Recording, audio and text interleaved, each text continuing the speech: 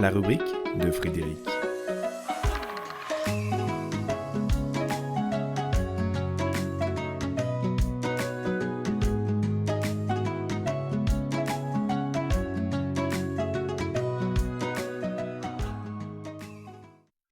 Ce n'est pas parce que c'est pas utile que c'est inutile.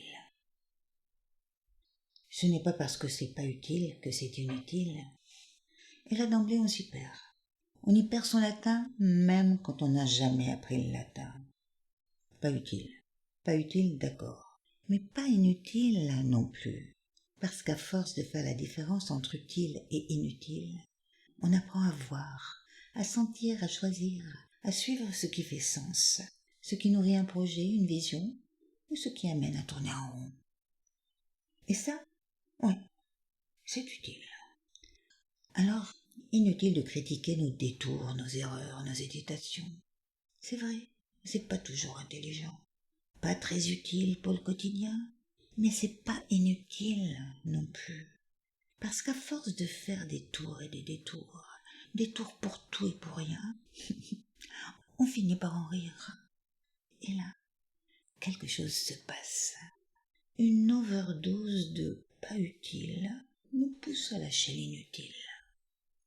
Et voilà l'inutile qui brille doucettement jusqu'à révéler l'éclat de son utilité. C'est là aussi qu'on pige qu'il n'est pas toujours utile de s'accrocher à nos définitions, car si elles aident souvent à se comprendre, elles sont aussi source d'incompréhension. Selon la façon dont on perçoit les choses et le cadre dans lequel elles s'inscrivent, une même réalité peut paraître bien différente. Et ça montre la relativité de nos points de vue. C'est utile pour voir nos limites, et plus encore, pour ouvrir nos frontières. Une fois ce cheminement compris, il rend complètement inutile le fait de s'accrocher à des positions qui n'ont de poids que dans le petit théâtre de nos dramaturgies personnelles. Lorsqu'on fait la liste de ce qui est utile et de ce qui ne l'est pas, on réalise qu'entre utile et inutile, il y a un fil qui relie à plus ou moins d'essentiel. Parce qu'à traverser l'inutile pour s'en détacher, on entre dans le creuset de la transformation, là où l'inutile reconnu et laissé pour compte devient tremplin vers de nouveaux possibles. Abandonner l'inutile lorsqu'il sonne creux, c'est plonger plus profondément dans l'espace intérieur qui nous relie au tout. Et ça c'est utile.